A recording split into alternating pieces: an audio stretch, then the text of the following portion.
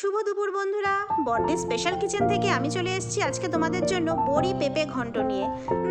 পেঁপে তো আমাদের কারুরই খেতে ভালো লাগে না, সেই জন্য এইভাবে ট্রাই করি। কড়াইতে একটু তেল গরম করে বড়িগুলোকে ভেজে নিও।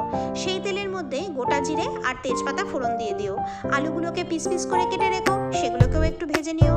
তার মধ্যে কয়েকটা কিশমিশ ছেড়ে দিও। বেশ একটু ভাজা ভাজা হলে পেঁপেগুলোকে গ্রেট করে কেটে সেগুলোকে ধুয়ে এর মধ্যে দিয়ে দিও।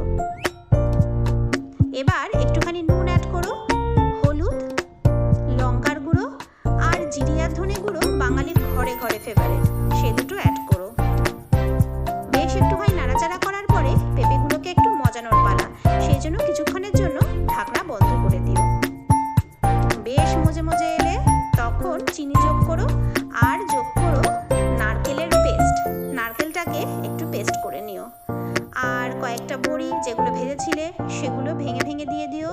আর স্পেশাল ফ্লেভার ধনে পাতা। খেতেও যেরকম ভালো লাগবে, নিমেষের মধ্যে এক থালা ভাত সাফ।